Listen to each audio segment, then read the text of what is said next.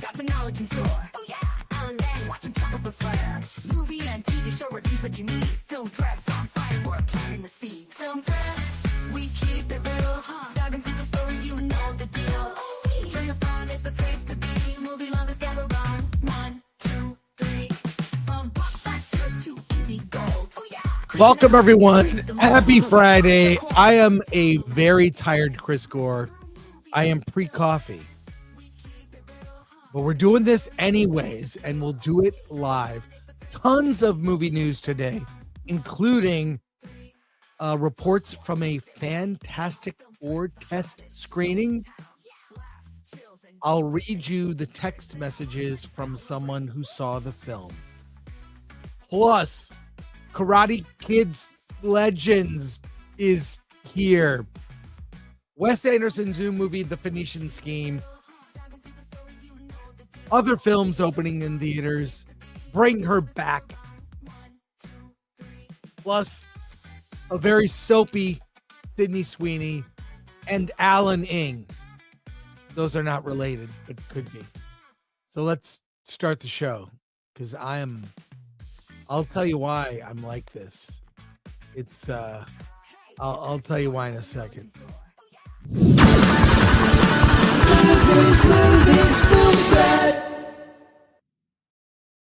Oh God, where is he? Very busy these days with all the press junkets for MI8, but anything for Chris Gore and the good folks at Film Threat. Here goes Alan. There he is. There you are. Hey, are we getting hungover, Chris, right now? Or? It's not hungover, tired. I went to last night, and if you're a member of the channel, you are in for a treat. Last night, I went to the Sony lot for an FYC. That's where they promote shows for Emmy consideration. They did a panel with actors and showrunners for shows like Cobra Kai, The Boys. It was one of the best panels I have ever seen at an event like this. It was like a Hall H thing. Wow. William Zabka, I ran into him in the bathroom. Oddly enough, he walked in on me. I was in a stall. I left it. It's a guy's thing. He got into your stall.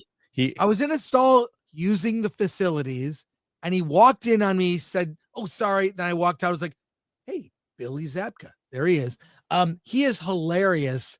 But I'll have video of this event and all the panels. It was amazing. That went till 10.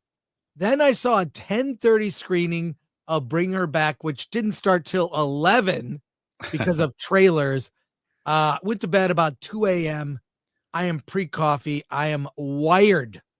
I'm wired and tired. So there you go. And then you got drunk after all that. No, I did not. Okay. I want to get drunk with coffee right now. But yeah, it was funny. Then I was watching Critical Drinker, which she asked me to do the show. I said I couldn't. Sorry, busy. But then Gary somehow I was on the show in spirit. Let's just say that. I was on the show in spirit. So what about you? Last night you saw 3 movies. I saw 3 movies. Technically, I saw 2 movies in the theater, and then I saw the second half of PeeWee As Himself, which runs an hour and 40 minutes. Oh, wow. It's practically 3 movies.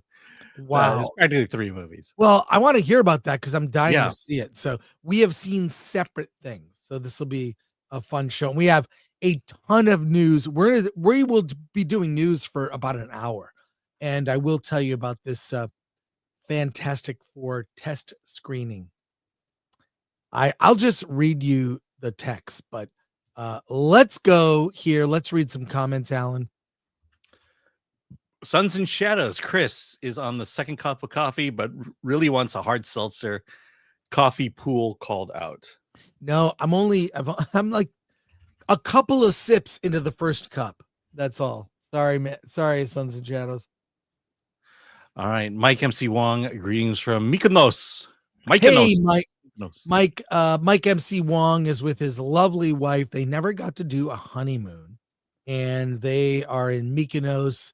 Congrats, my friend. I will see you upon your return. Let's do a pool party. Come on, Mike. Good to hear from you. MK Solid. Everyone keep it clean and keep your pants on, Chris. Funny you say that. I changed my into shorts right before we went live because it's too hot here. So what can you say? Thanks, MK Solid. And the Garth Knight returns. I'm wishing Alan's uncle Jackie a successful film release. Jackie Chan. Oh, right. Okay. Yeah. We'll get to that. And here we go. Lord Thoth reminds us.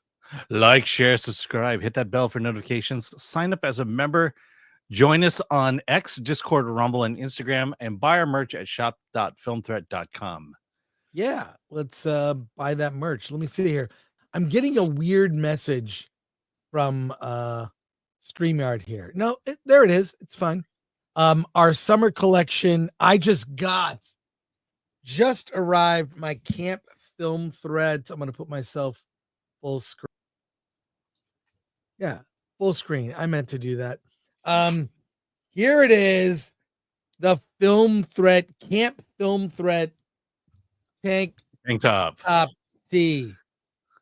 And Alan will soon get. I have to shave my my shoulders so I don't look like Eric July.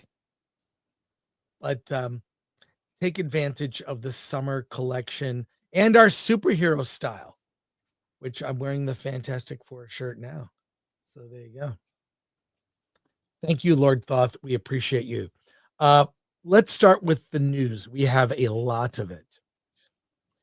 Let's start with this. Yeah. Sydney Sweeney is releasing a brand of soap. That's right. I'll show you the pic of it. And I am familiar with this soap. That's all I'll say. From Dr. Squatch. And I have no, I get nothing out of this. We're just here it is. Sydney's Bathwater Bliss is a soap that you can lather your parts. And we're your looking shoulders. Yeah, your shoulders, your crevices. Yeah. Yeah. Look, this is a great move for her. She is very popular. And by the way, I like Dr. Squatch. I am merely there's no plug, no offer code. I'm just a customer. And I'll show off a couple of things I have here. I have the Robert Pattinson, the Batman.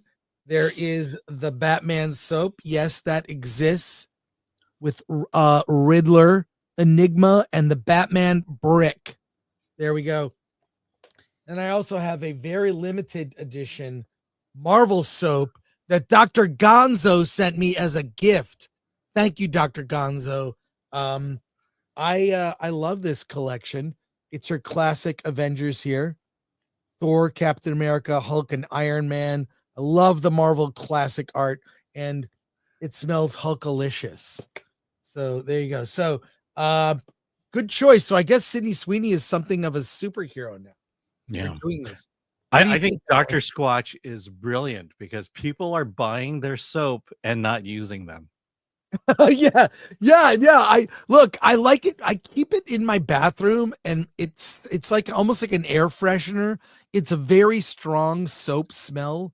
So I can't imagine what Sydney smells like, but the superheroes smell pretty good. So yeah. I literally just have it as like it smells good. It's fine. I love it. And I like the art. So this just in Dr. Squatch is producing for the first time Sydney Sweeney hand lotion. Yeah, what do you do with that? Oh my god. Yeah. Atomic Glory says the soap is also infused with her bathwater. Well, we've seen stories where women have sold bathwater. Popular women. There you go. Hey, Superman is coming. There is a world tour that has been announced, and it was announced with a video of the cast and James Gunn.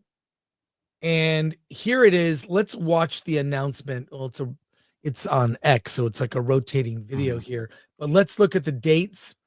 World tour. So, I mean, they did a second test screening.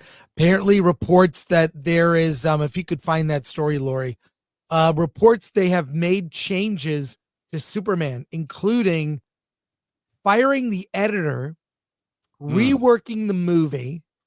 It's now 122 minutes. But I think James Gunn corrected it and said it was 2 hours and 2 minutes. That was issued a correction there.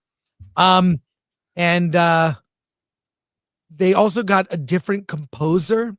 So it sounds like some radical changes are being made to this movie. So I don't know how much time James Gunn has for a world tour, but apparently they'll be in Manila on June 19th, Rio de Janeiro, June 23rd, London, July 2nd, Paris, July 4th for 4th of July. Los Angeles, July 7th. That is the date of all the special early access fan screenings. New York, July 9th, and Beijing on the 10th. Let's see how much China likes Superman. Yeah. But let's check out this video, Alan. Citizens of Metropolis. And the world. Superman is coming to a city near you. He's back. But don't worry, you're not in danger. We're coming to cities all over the world for the Superman Global Tour. Superman. Just look up. And we will see you soon.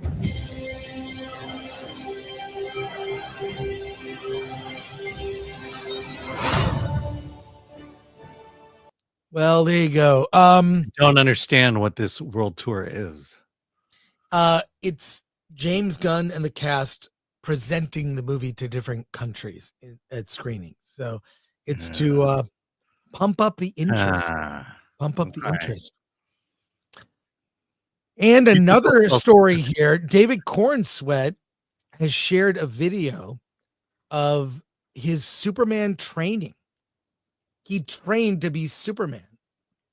And we have a video here of David Corenswet. I'm gonna rewind this here and we'll take a look. But this is a 30-second video shared on the official Superman account.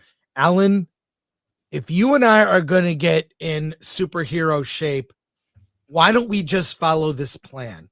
Let's go. It's not about getting better. It's about getting bigger. That was 4. This is the last one. I'm just not strong enough yet. But I'll be that strong in a week. Okay.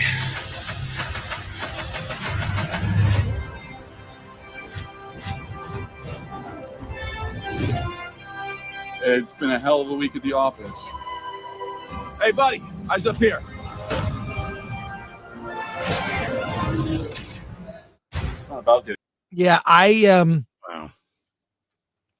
I still think that costume looks bad. Yeah, I hope he can fill it out one day.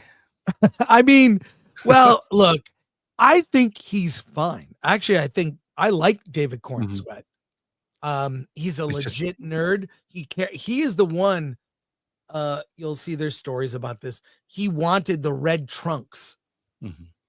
There was some question, maybe we shouldn't do it, but he said, no, let's do the red trunks. That's Superman. And so, you know, I really like him as an actor. I saw him in a series on Netflix. I think he's also the right age. That costume does him no favors. I know.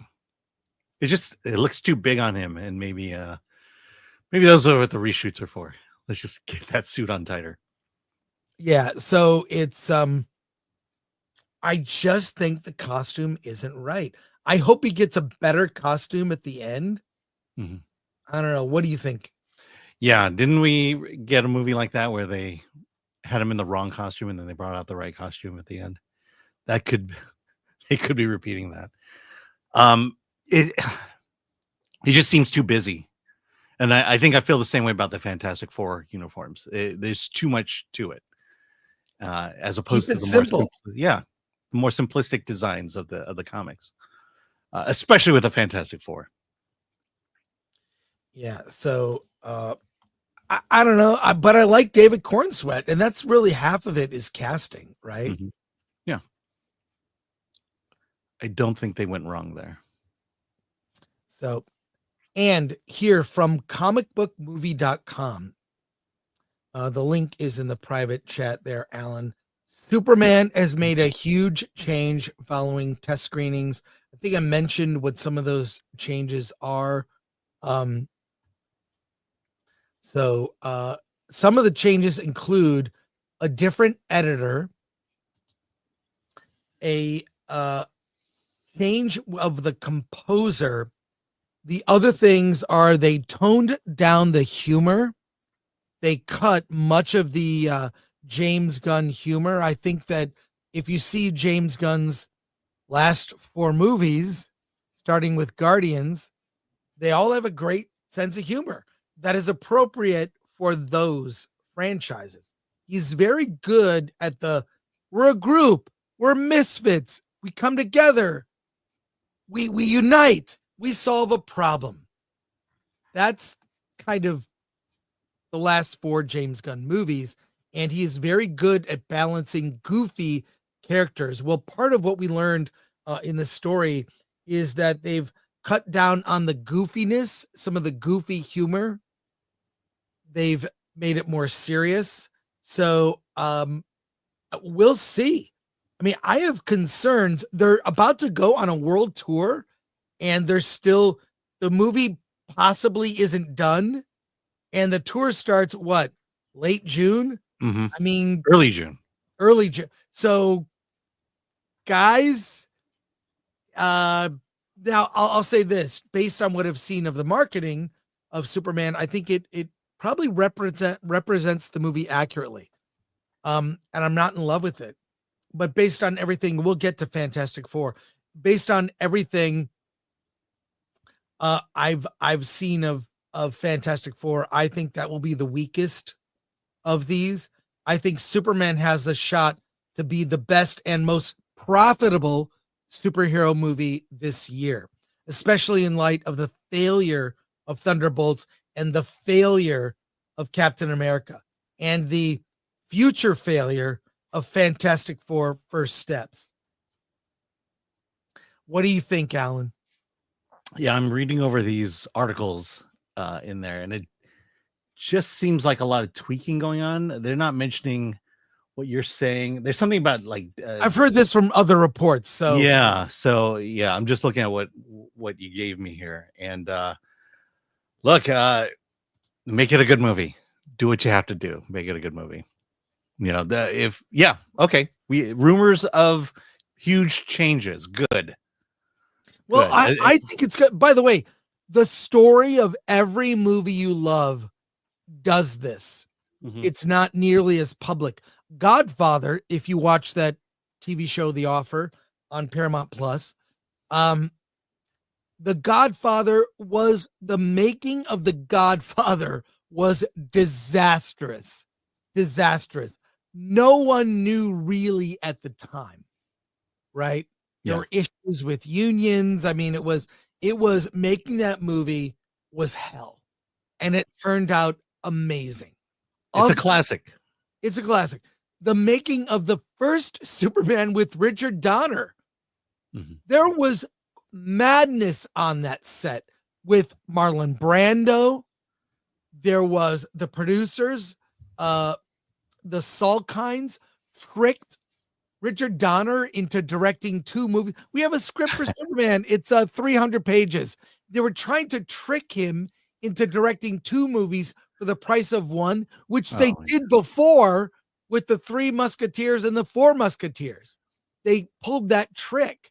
It turned into a mess. They got a different director on to finish Superman 2. So the original Superman with Christopher Reeve, directed by Richard Donner, was also crazy. The making of every movie has wild behind the scenes stories. A lot of times the behind the scenes stories of making movies are sometimes better than the movie, to be quite frank. But they released the editor, got a different editor, new composer. They toned down the goofy humor. I think, and this is with executives, he's clashing with executives. I think they're trying to tone down the James Gunness of the movie.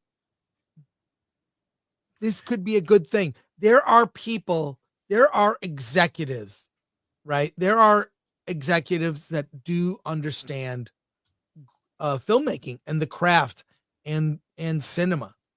This could be good because James Gunn has been front and center, and I think I really wish they would pivot to a different selling point like David Corenswet and the character. Alan, your thoughts? Yeah, I'm looking at this one article.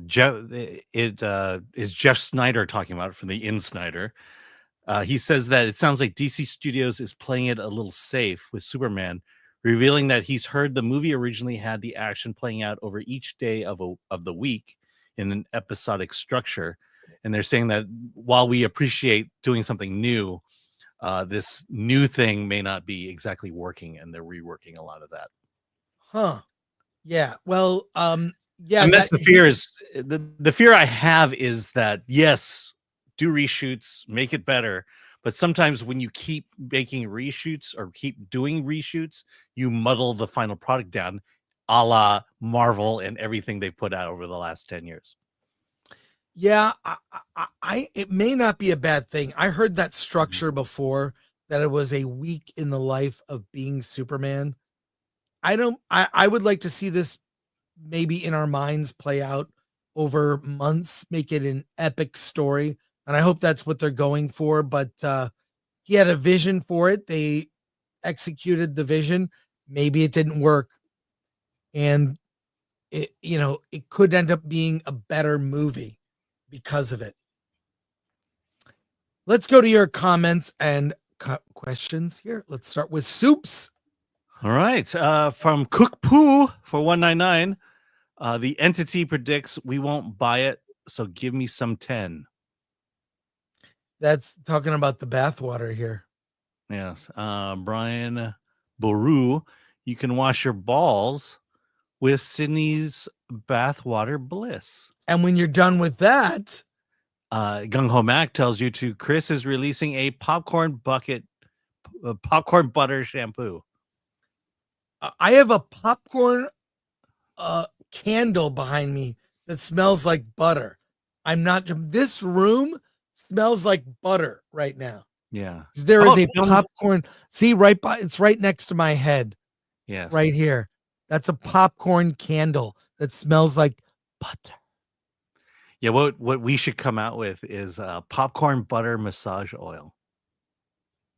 No, Alan's popcorn butter massage oil with your face. Awesome. Do not make an AI image of that for me to share on the show. Please do not do that. Thomas Pickett for 5. All you need on a superhero soup is a cape, rocket boots, shoulder pads, and tinsel.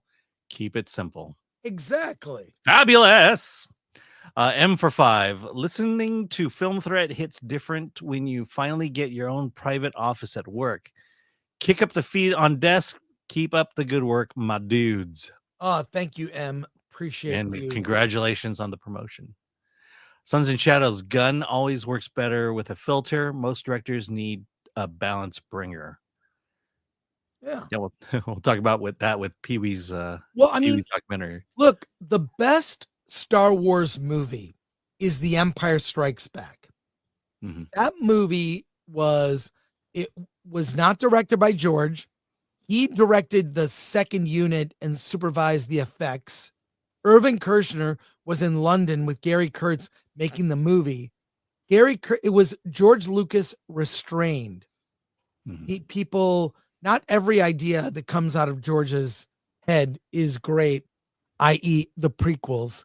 But George restrained with other creative voices is good. And I think this will be a good thing that Gunn is being balanced. So yeah. Not to spoil the PeeWee documentary, but Paul Rubens was given full creative control for Big Top PeeWee. Yeah. Well, the TV show, I just bought the TV show PeeWee's Playhouse on digital. It was on sale for like $5. I got all the episodes. Okay. Well, it's on Max too. C Black for $4.99. I'm here to hear the daily Fantastic Four hate Film Threat is going to manifest Superman into a good movie. I'm giving both movies a chance. No, Yeah, we hate everything. Yeah, we hate everything. Yeah, we hate everything. We hate everything. Yeah, we hate everything. Blah, blah, blah. I'm too old for this shit. Oh, thank you, C Black. We appreciate it. D Goodhart. Sorry, Gunn's humor is questionable and immediately takes you out of the film. This is a good change. I agree with you, D, and thank you for being a member. Check out the videos I'll post by end of the day from the FYC Sony event. Yeah. Amazing. One of the best panels I've ever seen. Yeah. Roger Smith, are you guys going to go to Cinegear? I think I'm going, but I think it's going to be at Universal lot this year. It is. Want to go, but I can't get there this year. I will not be going. It conflicts with other stuff I'm doing. So, yeah, this weekend I'm at Monster Palooza, which is 3 blocks from where I live in Pasadena. It's at the convention center. And then we got like other stuff I'm doing next weekend. I'm very busy. But thank you, Roger. Yes, is that this weekend? Yeah, Monster Palooza is this weekend. No, it's Cinegear this weekend. I don't know. We'll see. Okay. We'll see. I'll look it up, but yeah. All right. Now some news. Disney is reportedly unhappy with MCU's 2026 movie slate. Alan, you have the notes for the story. I'll bring it up. What's the slate? Is it just one movie? That's it. Alan, this is from the Direct. Let's hear it. All right, here we go. Disney CEO Bob Iger is reportedly growing increasingly frustrated with Marvel Studios' sparse theatrical lineup of 2026. The recent delay of Avengers Doomsday, the first Avengers film in 7 years from May to December 18th, only adds to his concerns. Just a day after that announcement, 2 additional unnamed Marvel titles were quietly pulled from the release schedule, leaving Spider-Man Brand New Day as the only other MCU film slated for that year. But even if that film, a co-production with Sony, offers Disney a reduced share of its profits. As reported by the Insider, the lack of upcoming releases have severely vexed Iger, who now faces the challenge of reinvigorating Marvel's once dominant theatrical presence. Still, hope is not lost. Despite the lengthy production timeline typically required for an MCU film, there are several inventive ways Kevin Feige and his team could entice fans back into theaters next year. One strategy might involve re-releasing older Marvel films to celebrate their milestone anniversaries, much like how Star Wars Episode 3 Revenge of the Sith made over $42 million worldwide during its 20th anniversary. With multiple Marvel MCU properties hitting anniversaries in 2026, Marvel has a treasure trove of content that could be enhanced with special features like extended cuts or previews of Doomsday. And it goes on to mention TV shows include The Punisher and Wonder Man. Wonder Man, I believe, is late 2025, if I recall correctly. Yeah. Yeah, I agree with that. How about this? Avengers Doomsday is coming out. How about for those who are maybe too young or didn't see the movies in the theater, release all the MCU movies leading up to Doomsday. Re-release. You could re-release an Avengers movie every 2 to 3 months in a theater. The first time in theater in years. Wouldn't it be fun to see just the first Avengers movie in a theater and do it limited showings? Like have it play for a week and every 2 to 3 months do a re-release of a Marvel movie leading up to Doomsday. How is this? This is no brainer. I think they really fail to understand the value of their past library. And this is something also when people report this movie's never going to make money. No, that's not true. When we see something like Captain America, Brave New World, or a Thunderbolt underperform it underperformed at the box office. It makes money other ways and will continue to make money. When you make a movie and the company that makes that movie owns that movie forever and can make money on it forever. So for independent films, for example, I know this because I went to the Sundance Producers Conference and a lot of conversations about money and distribution. Most indie movies don't pay out, meaning move into profits into the black until 7 years after the movie comes out.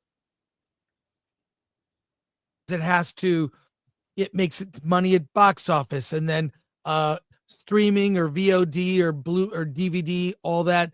And then it gets resold to a cable network. And over the course of 7 years, an indie movie will make money. Most make money after that time. So it's kind of like owning a piece of property. You own it, you can rent it out, you can sell it, you can whatever. So I don't see why, especially when we've seen how Fathom Entertainment has doubled in profits in 2024. Why don't they just re-release their films? Re-release them. Alan, what are your thoughts on this? Okay, so 4 films are getting major anniversaries next year. Celebrating its 15th year anniversary is Captain America, the First Avenger, and Thor, the first Thor movie. Celebrating 10 years of release is Doctor Strange, the first one, and Captain America Civil War. That's 4 popular movies. You can throw it back out in theaters, earn $40 to $50 million each, and that's gravy right there.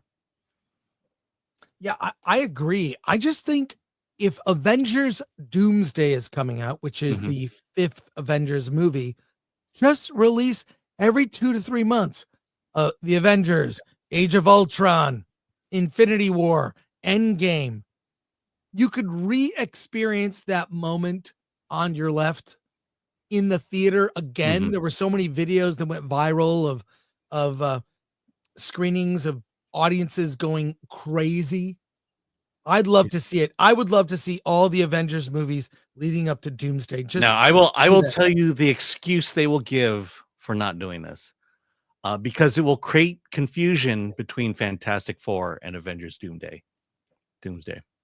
Well, I don't care. Yeah. Plus, they think audiences are stupid. No, I think that re-releases of movies have become wildly popular. It's become now a staple. Whenever you go to the theater, it's like, what is Blazing Saddles here? A Holy Grail. We've seen a lot of great things. I mean, it's really significant. So that's something they could do to fill the gap until Doomsday. Let's go to comments here. Oh, breaking news. I have something to share with you, Alan. It's you with Sydney Sweeney. Look at that. Thank you, MK Solid. Wow. Are those her knees? Those are her. She's up to her knees in bathwater. Yeah, there you go. All right. Let's go to comments here. I'd star in that movie. Solomon Thornton, less is more. Marvel doesn't need to put out a bunch of films / shows. Just have 2 films for a year. That's how they used to do it. Yep. Razorburn, oh boy, wait until Ironheart comes out. That'll be a winner. It'll be a winner for this YouTube channel. We will not talk about it. Look, we're not going to talk about Ironheart very much. Like The Acolyte, it comes out, we review it, and then we forget about it. Right, Alan? Yeah. But what I promise is that we will write how much we hate it well before we watch it. Yeah, we're going to hate it before it comes out. Yeah, we hate everything. Yeah. Right, Alan? Yeah. We hate everything. Yeah, we hate everything. Yeah. You're just like Saturday Night Live. You're just going to run the bit into the ground. The Introspect M. Why would I do that? Yeah, we hate everything. Why would you do that? The Introspect M, he should be concerned.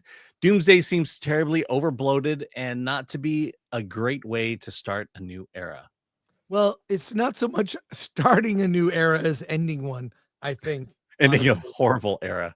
Yeah. Patrick Lemire, releasing old Marvel will just remind people how bad new Marvel is. Yeah. That's true. In fact, though, but I will say this: I don't know that a lot of those movies have aged well. So, With the I mean, original we'll see. Marvels? Yeah, I'd love to see them in the theaters. And let's aged find out. badly? You say, It's okay. possible. Brock Samsonite, we hated it before it was cool. Yeah, we hate everything. Wait, can you finish it, please? Well, finish what? The statement you were I reading. just read it. What are you talking about? No, read the whole thing. We hated it before it was cool to hate it. Yeah, we hate everything. Yeah, you really need to work for Saturday Night Live. Have one joke and just do it 900 times. Yeah, exactly. Okay.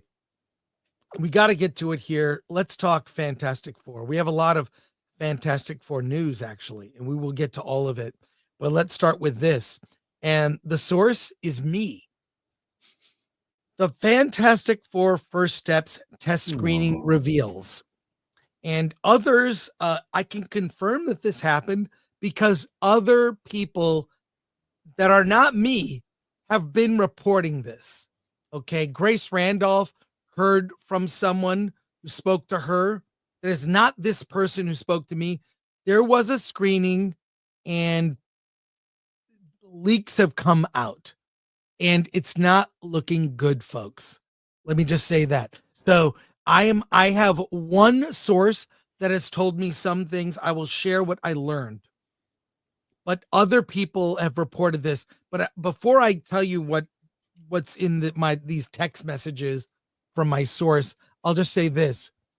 Why are they doing a test screening? Normally, both Marvel and Lucasfilm, when they quote test a movie, they screen it for what they call friends and family. So it's employees of the company, employees of Marvel, employees of Lucasfilm. They get together, they show an early cut of the movie, they get feedback from people who work at the company who are all under NDA. Okay. And they watch it, they give you your feedback. Although I'll say this, it's kind of biased. If you work for the company, do you really want to say, hey, our movie sucks, we're about to release? I don't think you get an honest reaction. So my question is, one, why are they doing a test screening, with people outside the friends and family? Why? And why are they doing it this late? Can they really make changes to the movie, which opens in 2 months, less than 2 months? Can they make changes that quickly? Sure you can. It's been done before. So there you go. Now, I will just read what I was sent. There was a test screening last night, and my friend went to see Fantastic Four. What do you know? Here's what my friend said. I give the movie a 7 out of 10. It was enjoyable. Galactus was the best part. He has this incredible scale and is ripped straight from the comics. The entire movie is the Fantastic Four dealing with the inevitability of their extinction. It has a very Lovecraftian and desperate feel to the whole thing. It's like Thunderbolts. Reed's powers were disappointing and weak. The pacing was really, really fast. The Thing was disappointing. He gets a few scenes where he's sad about being an ugly rock monster, but nothing too deep. He's just kind of there. The biggest problem with the movie is the lack of character development. It's 100% about the FF dealing with Galactus and no room for character development. And I asked about the female Silver Surfer, and this person said she's just okay. It's not gonna make sorry, I can't read that. Anyways, overall impression I got, it's just okay. It's like the Thunderbolt. It's like, that was okay. Okay is not enough. No. And in other reports, and this is from Grace Randolph, okay, she mentioned that the movie is like very MCU.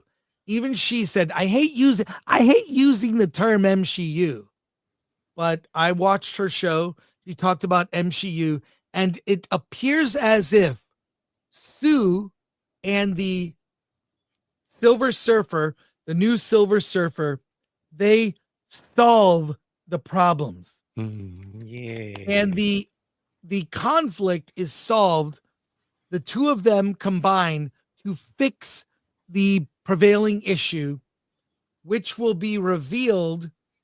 We get to see Franklin Richards. I have a picture of Franklin Richards here. Do you want to see it? Sure. This is from Comic Book Movie. Let me I got too many ad pop-ups here. But Franklin Richards and the two women are the ones that save the day. And even Grace Randolph said it's kind of too much. That's what Franklin Richards looks like. This is the action figure version. I'll zoom in a little more. Kind of cute. Yeah. Little bubbly Franklin. At least, you know what I could say? At least Franklin is white. Well, he's half whatever Pedro is. Chilean. Reed, you are the father. But there we go. Alan, what do you think of all this? What do you think of Okay, so not knowing anything and not having talked to anyone like your friend, my guess is it's going to be an incursion story, which is what set off the end of Marvel Comics for me as we know it. Just basically timelines colliding with each other, and that propels the Fantastic Four into the present, where I guess they're going to have to end another incursion with the 616. Well, it'll be another galaxy, another time. Yeah. Right. Wait, which is what these incursions have been. I mean, again, if you read Marvel Comics when I stopped reading Marvel Comics, this was the current storyline, and that's a guess, a complete guess. It's sad because Fantastic Four has to hit a home run, and it doesn't sound like it's going to. It really sounds. The more I heard about it, the more I'm like, oh man, we're headed to disaster. Yeah. And Reed and I promise you, my review, his powers, Uh-huh. just not like that would be the coolest thing to get a stretching powers, get it right. Yeah. The other thing is you mentioned it. You have a team of 4 characters. It should all be about character development. Yes. And really the action, the narrative, the plot takes a back seat to this character development. If they are right and the thing is just there and he feels mopey about the way he looks, yeah, that's true to the comics, but that's not character development. That's not Right. what makes it interesting. If Johnny is just a hothead womanizer, great. But again, it's got to work off of the other 3 characters. Pedro, I mean, we've seen too much of Pedro to know that, he may not rise to the occasion. And at least we got Vanessa Kirby having some action, and we get to look at her a lot. So yeah, like I said, I'll have the review for Fantastic Four written long before we see Fantastic Four first steps. That's a promise we've been making to our audience for a long time now, and we're getting called out for it. So you're welcome. I have other Fantastic Four related news. From the cover of Empire magazine, a new image of the Silver Surfer. So what do you think? Zoom in. I'll zoom in, but what do you think? This is Empire magazine, a British movie magazine. I Yes. like I that. used to subscribe. Here's here's the Silver Surfer. I don't think it looks good to me. I don't like this. What do you think, Alan? Yeah, I mean, we'll be criticized for it, but yeah, we're too used to the original. It looks Why is weird. her mouth open in this photo? Does she have hair in this photo? She has black lips like the Tin Man from Wizard of Oz. It's weird. Yeah. I don't think they thought this through. No. I think they thought we need more female energy in our superhero movie that mostly men are into. I mean, so I guess Sue and the female Silver Surfer, along with her newly birthed baby that looks 2 years old, are going to take out Galactus. Great. Look, you can do reshoots in 2 months. It's not unheard of for movies to be finished hours before the premiere. I'm too old for this shit. Team America is famous for that they were still working on Team America hours before the world premiere, and they got it in. Well, I mean, Star Trek, the motion picture, it was literally days before, or like even like that, like they got the print and Robert Wise hadn't seen the final cut. Yeah. He was surprised. And now it's shot on film. Yeah. Yeah. So I have more Fantastic Four related news right here. Action figure reveals. Are you ready, Alan? Yeah. There is a video that is on the internet, and I'm going to play it with the sound off. And we are going to, this is from Hasbro Pulse. Of course, that's where I got my Acolyte figures. We're just going to scrub through this. I've kept the audio off, and we're going to get the reveals here of the action figures. Whoa! Look at that image. Oh, yeah. Will we see that image in the movie? What is that red thing? Is that Medusa's hair? Fire. It's fire. Okay. Here we have Sue Storm. Look Ah. at that. She's invisible. And she's got no, she's not. Well, I mean, she has an invisible, pulse brain thing. Oh, yeah. Wow, that does not look like the actress in any way. Whatever. It's fine. Oh, look, let's go to Johnny Storm here. They're revealing him one at a time. Hey, Johnny guys, Storm. I'm hot. That's got to be a wig because the actor has a receding hairline. What do you think? I don't like this. There is a version of the FF that has white accents. I prefer the classic black and very dark blue from the early comics. Yeah. It looks like they're wearing moon boots, which I wore to school, walking blocks in the winter weather when I was a kid. I loved my moon boots.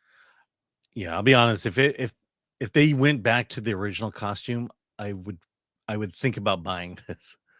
But this does not look these good. Costumes look bad. I mean, I would say worse than the Superman costume. Here is now Johnny in full form. Is that a fire backpack he's wearing? It's a fire thing. He's on fire. I don't know what this tells us. But he's red. Yeah, let's go. We'll get to oh, that looks no! Oh no! The Silver Surfer, the female Silver Surfer looks bad. Yeah, they should have packaged it like that. It looks bad in the movie. It looks god awful as an action figure. What I like the strategic posing of these photos is amazing. This is putting lipstick on a pig. That is god awful. Look, they bring it out. What is she? She's oh my god. I'm not a surfer, but when you surf, do you bowl your legs out like that? It looks like she has to go to the bathroom. she has to go to the bathroom. This is Alan. This is bad, wow. Alan.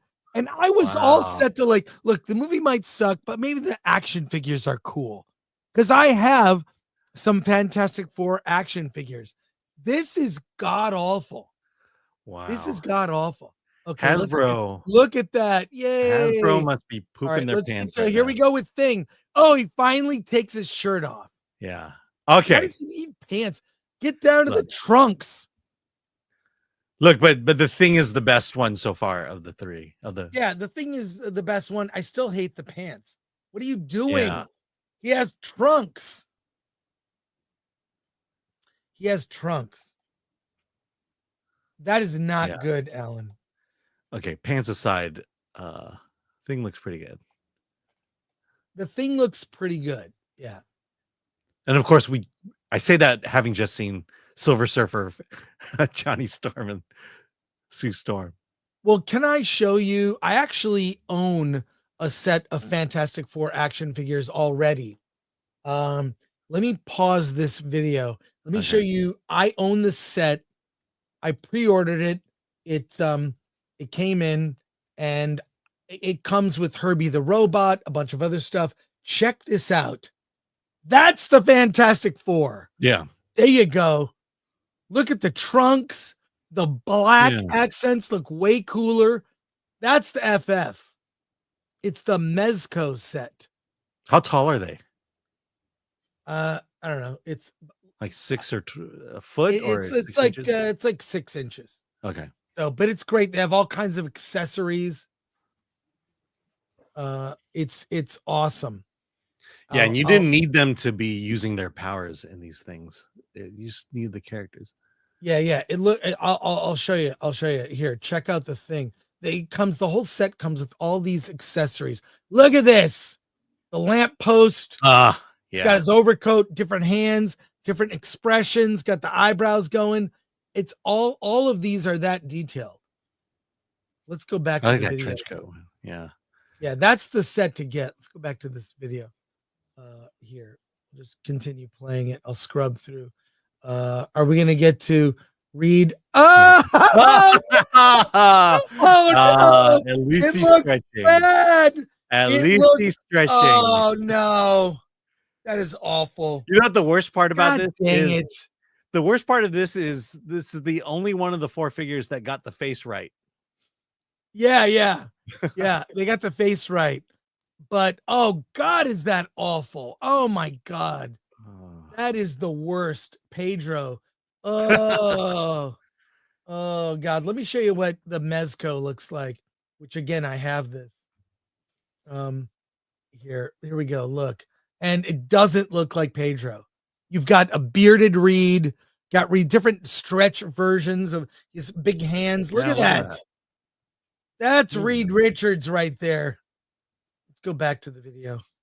God. Well, I don't need to get any new FF. I might get the popcorn bucket of the Thing. Now Look I at will that. wait. Oh man. Now I can wait 6 months and get it off the clearance aisle at Walmart. I was gonna say I don't even want it. I don't care. I mean, look at that. Oh my God. That is just it's goofy. It's just odd to me that it's clearly Pedro compared to the other 3. Well, I mean, Thing, but the others don't even look like the actors. And so the treat is you get actual Pedro as Mr. Fantastic. It's not. You can pre-order now on. Look at that! You get 2 Plus. Johnnies. You can buy 2 Johnnies. God. Oh my God! This is not. Yeah, you know what the big miss is? Galactus. We'll see. Is there a Galactus toy? I don't know. Let's go to some more FF related stories, which Lori can chop this up into 5 different stories. 4 stories about the Fantastic Four clips. Okay, here we go. From Empire, the Fantastic Four first steps is the MCU's chance to do them justice, says Kevin Feige. We have had 3 previous incarnations of the Fantastic Four. There was Josh Trank's version. There was the other version where they did 2 movies where they actually got the Silver Surfer right. Yeah. And there was the Roger Corman version, which is the most accurate to the comics. But Alan from Empire, tell us what Kevin Feige has to say in this story. After years of underwhelming attempts to bring Marvel's Fantastic Four to the big screen, the franchise is finally getting a fresh start with the Fantastic Four First Steps. Tim Story's mid-2000s film and the critically panned 2015 reboot, Fantastic Four with a 4 in the middle, failed to do justice to the beloved characters. Yet despite their cinematic struggles, Reed Richards, Sue Storm, Johnny Storm, and Ben Grimm remain cornerstones of Marvel Comics icon, deserving a triumphant adaptation. Now, with First Steps, Marvel Studios is treating the return of Fantastic Four not only as a long-awaited redemption, but a major leap forward. Kevin Feige, president of Marvel Studios, emphasized just how significant this moment is.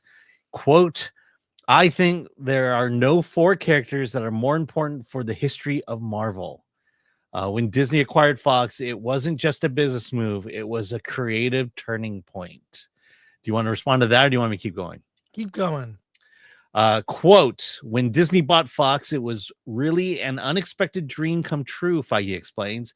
It came at the perfect time to help us launch into a new era. They are Marvel's first families, and I really wanted to do them justice. To ensure justice is done, Marvel has assembled an all-star cast from Matt Shankman. I'm going to skip down a little bit. Feige says there were still a bit of fear of being silly, referring to the previous. And then he says, in another time, some might consider the notion of somebody with a big angular helmet walking through a city goofy, Feige says, referencing Galactus. I consider it awesome.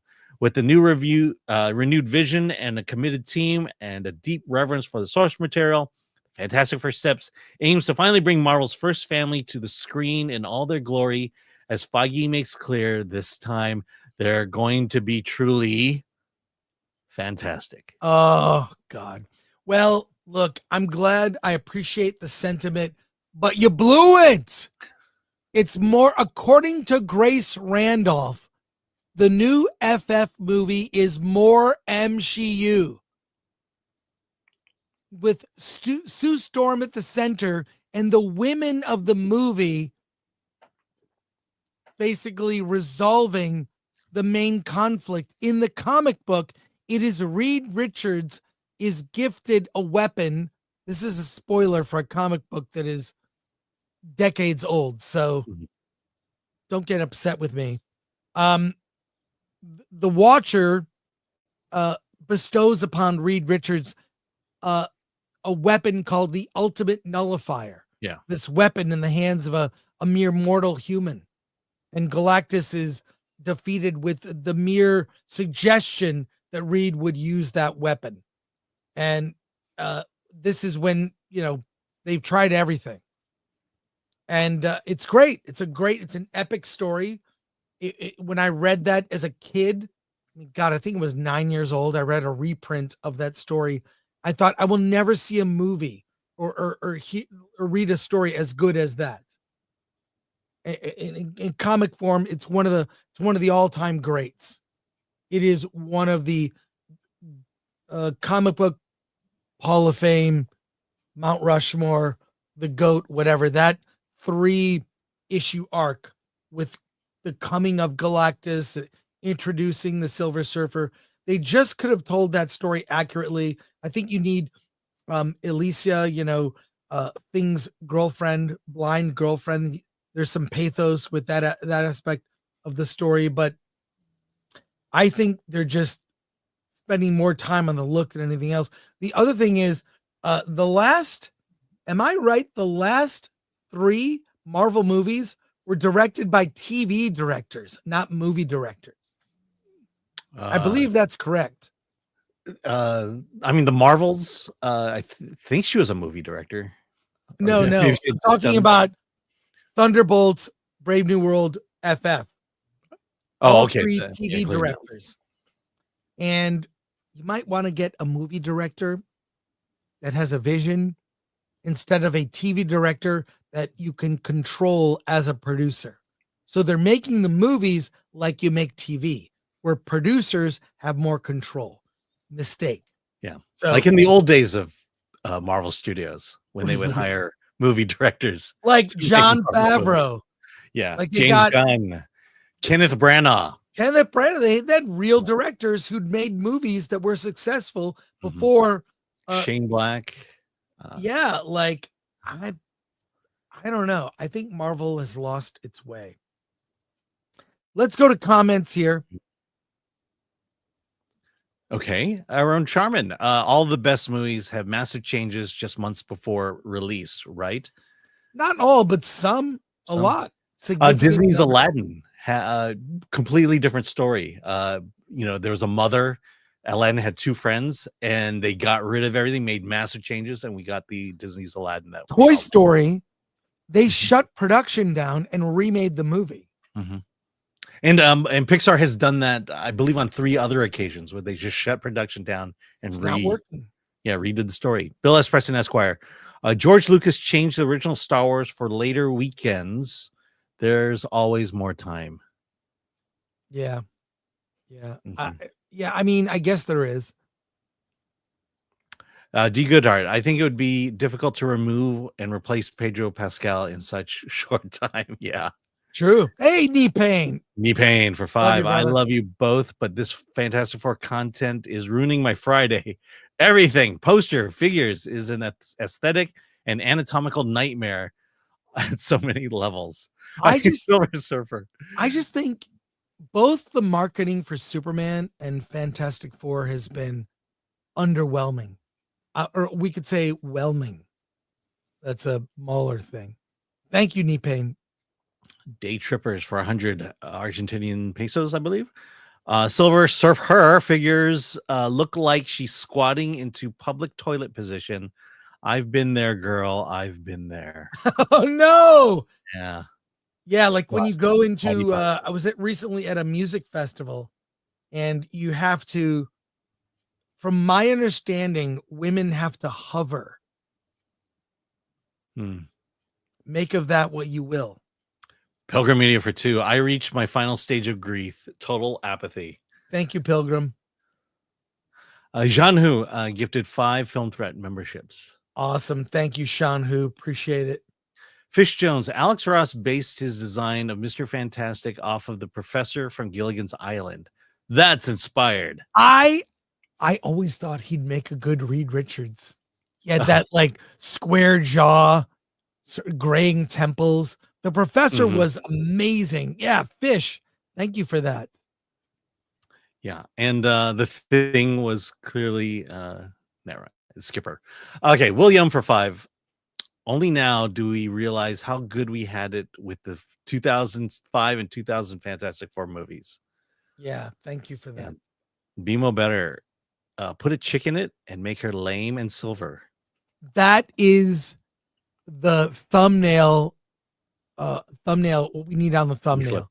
But Lori, tell Glenn, and then make all those FF stories we did in a row, make those all separate clips.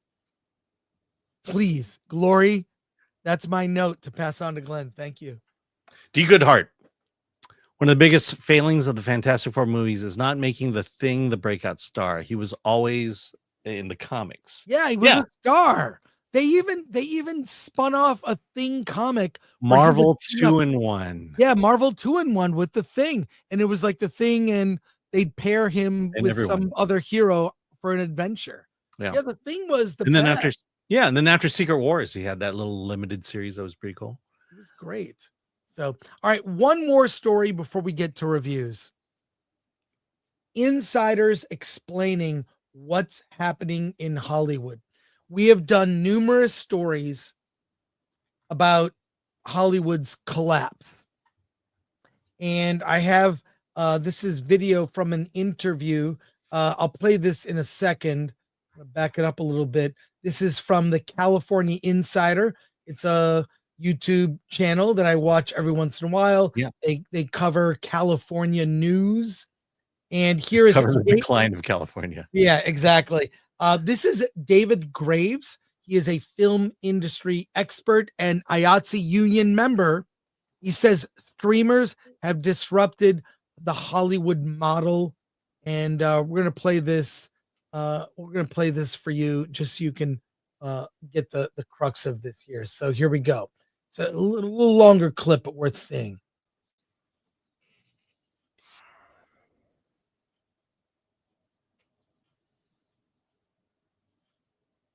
Are you watching it, or are you going to bring it on screen? I feel like you're just watching a video while we're all hanging out here. Wait. Sorry, didn't I share it? Yeah, sometimes I feel like you're just watching TV while we're doing this live stream.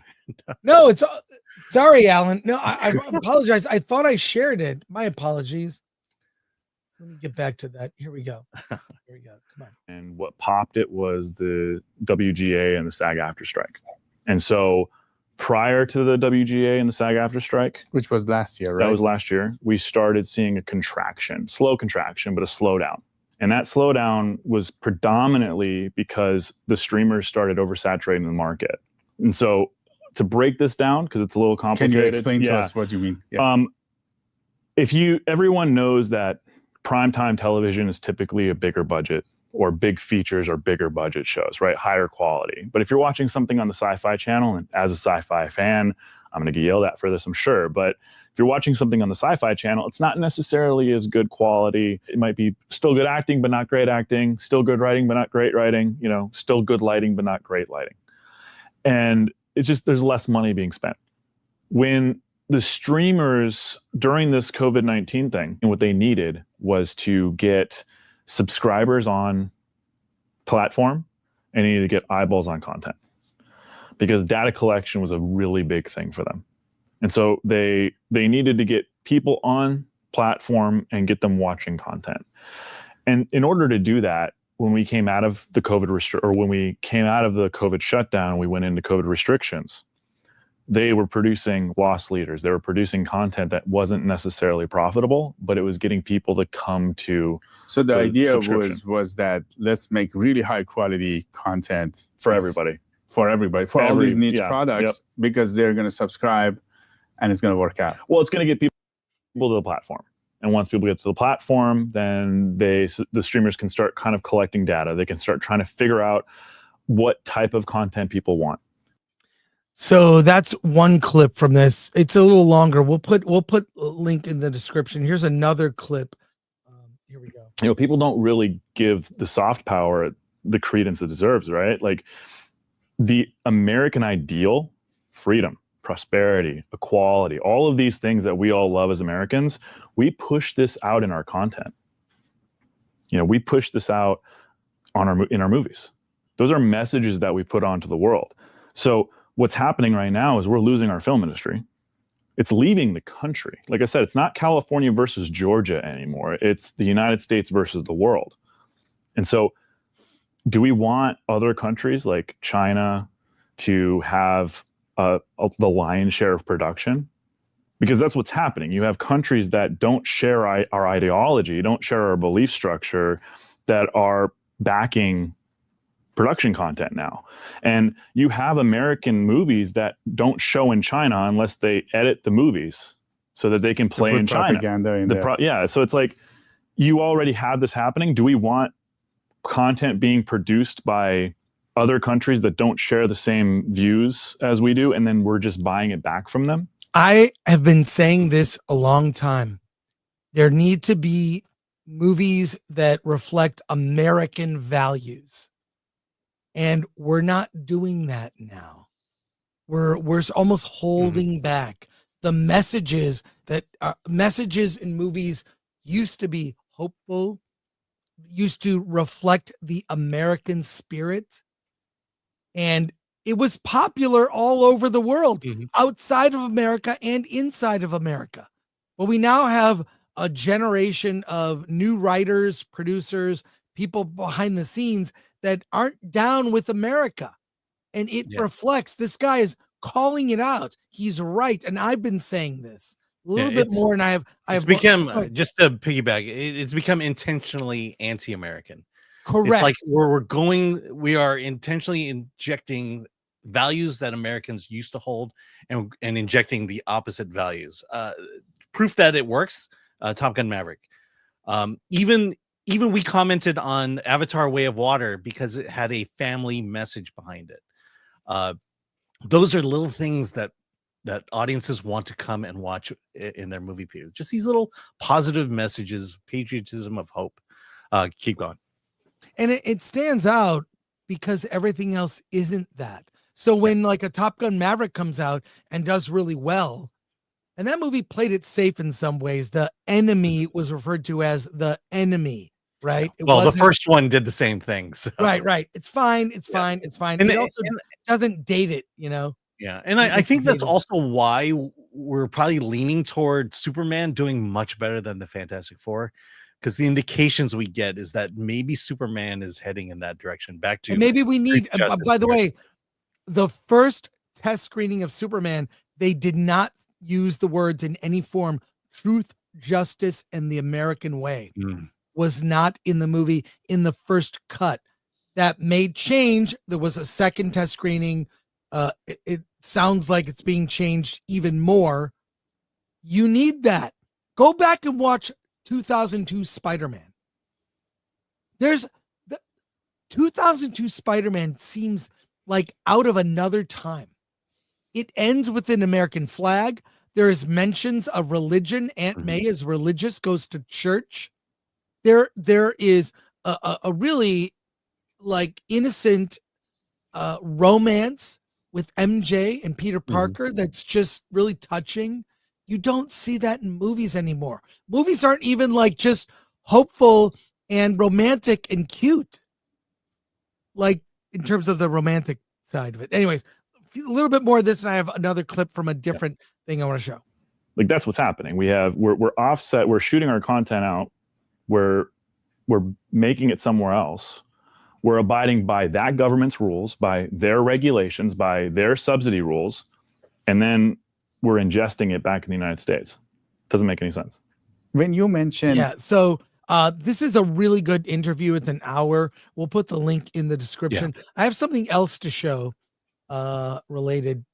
This is about an indie film comeback. I'm going to just get right to that. What? You froze on the wrong frame for this guy. I mean, no. What we're seeing now is this push towards a more. This is also from California Insiders. So I think this is a different. Here we go. Let me just play this. More independent movement where kind of what we saw in the early 90s, this indie scene of really kind of original filmmakers wanting to make their own projects, not always the $200 million movie. But we want to go back to making $2 to $5 million movies. Comedies that used to be so inexpensive to make, but used to generate hundreds of millions at the box office. We want to go back to old school filmmaking and really kind of capture that audience, which has been drifting away from Hollywood for so long. So in a sense. Yeah. So there you go. That's what I've been saying. This is an opportunity with what's happening with Hollywood. This is an opportunity for indies to take the place, to make smaller budget indie movies, under 10 million indie films, and really capture that American spirit, but just also great storytelling. We've reviewed, I think, every Angel Studios movie that's come out. I mean, they've varied in quality, but at least they have a vision. Yeah. So the old models are breaking down. I mean, last time we talked to a filmmaker who self-distributed. He went and just contacted theaters, asking them if they want to show his film, and that's how he got his movie out there. The barriers are breaking down because Hollywood can't sustain itself financially anymore, economically anymore. Let's go to comments. Beersaurus Rex, Americans don't support the ideology Hollywood is pushing either. Absolutely. That's correct. Alan, if you would read these while I'm going to grab a second cup of coffee. Okay, here we go. But if you could work your way down, and I'll. Yes. From Tom Siebert. Hey, Tom. Wouldn't they put Truth, Justice, and the American Way in Superman? Pardon me, James Gunn's Superman for American audiences and take it out of other nations. So stupid.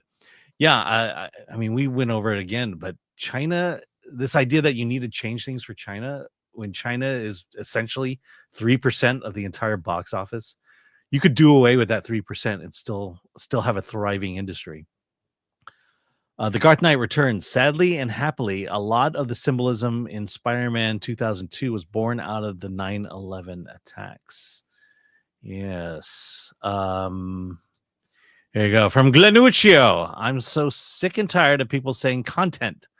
They're called videos, movies, or film, or even motion pictures. These people sound like AI. That's right. And oh yeah, Lori has notes for you about some content we need you to produce for us. Let's see. Oh, Lori's. Oh yeah, there you go. Let's see. Ololiukui.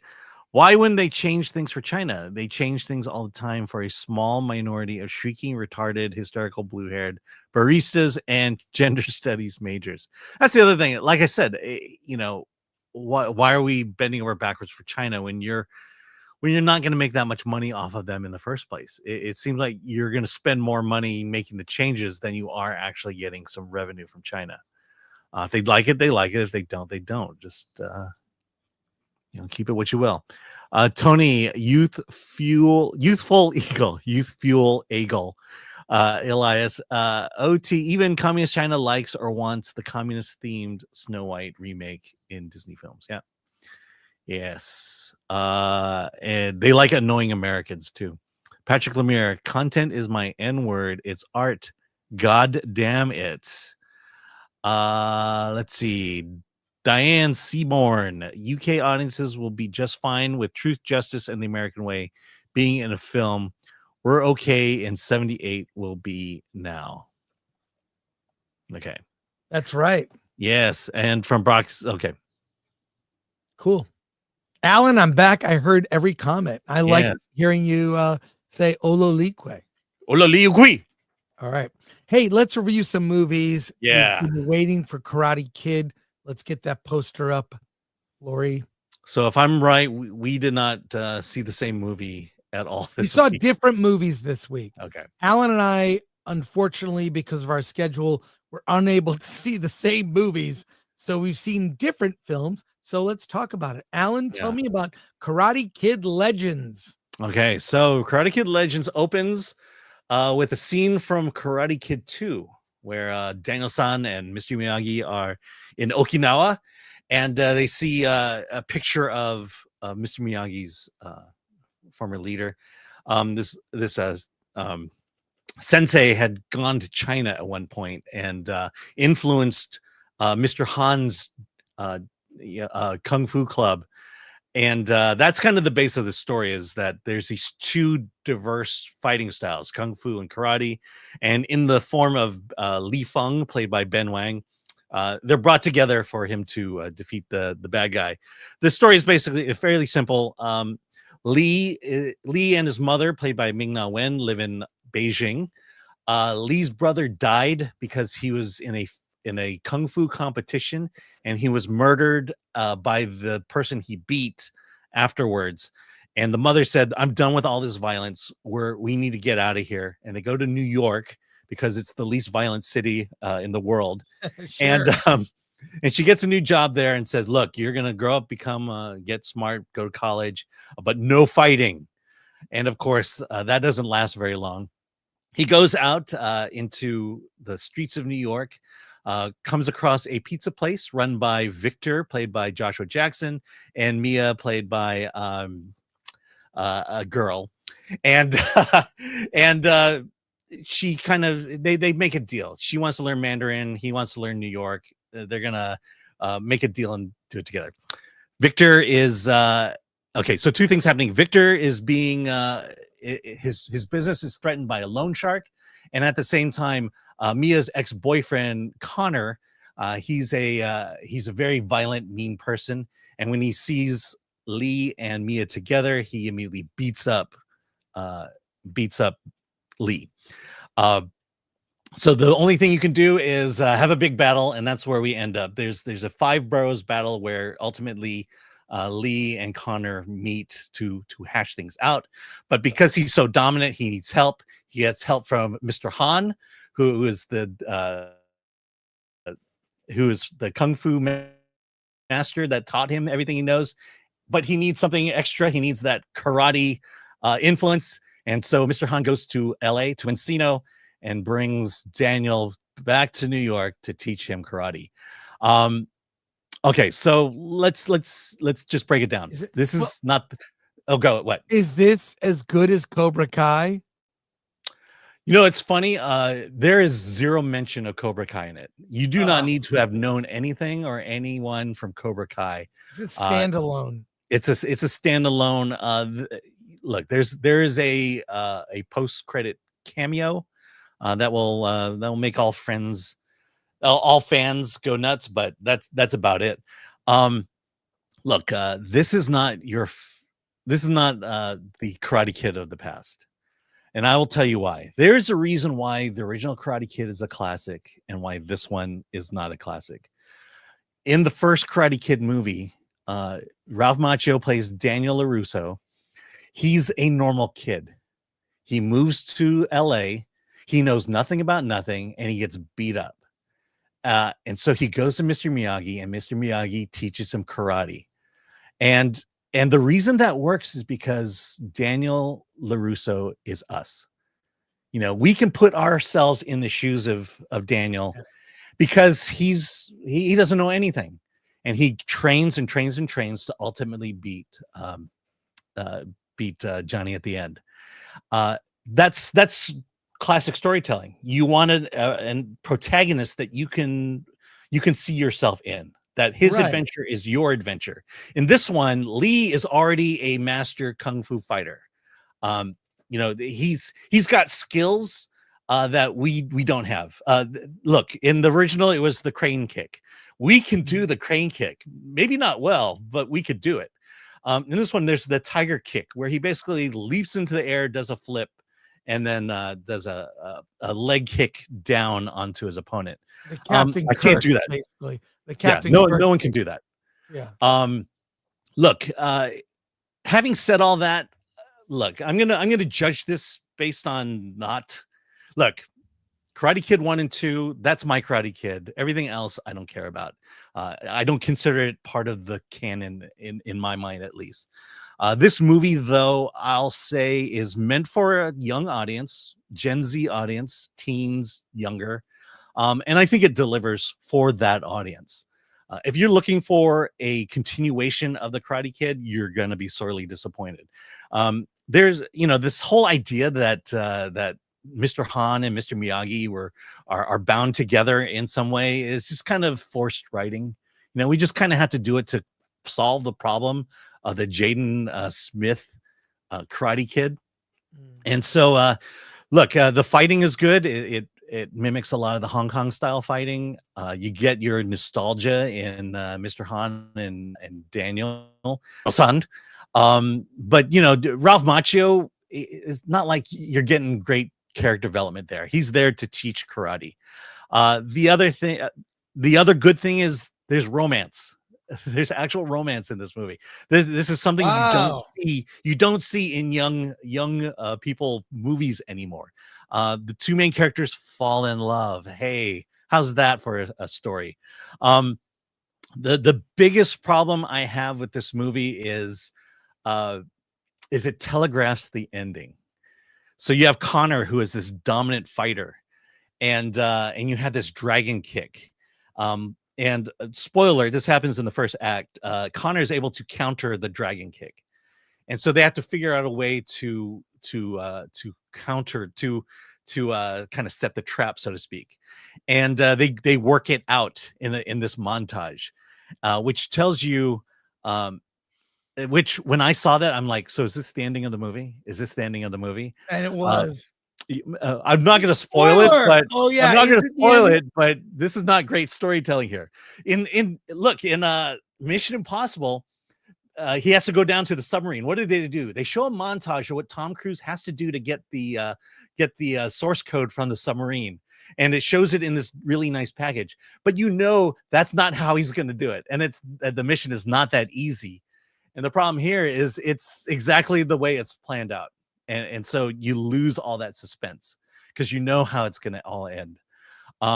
Mixed bag, but I'll say this. I will recommend it barely, as long as you divorce yourself of your love of the first two movies.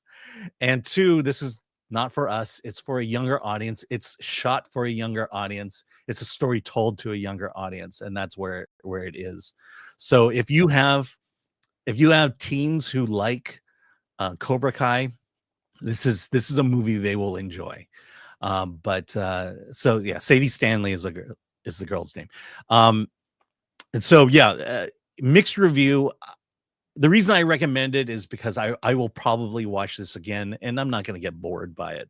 But it's definitely, a pale comparison to the original movie. It's 58% on Rotten Tomatoes. Yeah, so there you go. Yeah, I mean, critics probably feel the same way I do. Half of them are gonna go back to the nostalgia, which rightfully so they're entitled to, and the other will just look at it as a adequate action movie. It looks just okay, and I'm happy I skipped it, to be honest. Yeah. I don't think I would have liked it. Yeah, probably not. You didn't convince me. Yeah. Let's go to comments. Yeah. I mean, my daughter's such a fan of Cobra Kai. I don't think she wants to see it. Yeah. Joe Chapman. Oh God, I found the new Karate Kid to be weak photocopy of the original. Ran out of ink. Yeah. The story is essentially the same. The overall story. Tony, Youthful Eagle, Elias. I have heard that Daniel LaRusso is barely in the movie and doesn't make sense to be there. I mean, they're forcing the fact that the Jane Smith Karate Kid is kung fu and not karate. Since Corner, Karate Kid Legends felt like something written by AI, lackluster, lifeless, limp, generic, lacking spirit, not very good at all. They should have made a Cobra Kai movie instead. Exactly. Yeah. Look, the youth in my audience, they responded to this movie. They were laughing in the right spots. They were cheering in the right spots. So there you go. Tony, Youthful Eagle. On the bright side, they don't spend much on the film and has only a $45 million budget. So it should make money and hopefully find some actual good Karate Kid / Cobra Kai movie / shows. If anything, it might draw people back to the originals. 45 is a good budget. It will probably make money. Thomas Pickford 12. Why see this movie when we have Karate Kid 3? Exactly. Thank you. Oliver Lavery Frog for $9.99. One of the things I like about the first Karate Kid movie is the fact that Mr. Miyagi doesn't teach Daniel to be a magical fighter. He is clever and has Daniel fight in a safe way. I mean, that's my point. Is we are Daniel LaRusso. Even entering a karate a dojo, we would learn karate the same way he did and could potentially have done a movie. That's why that movie.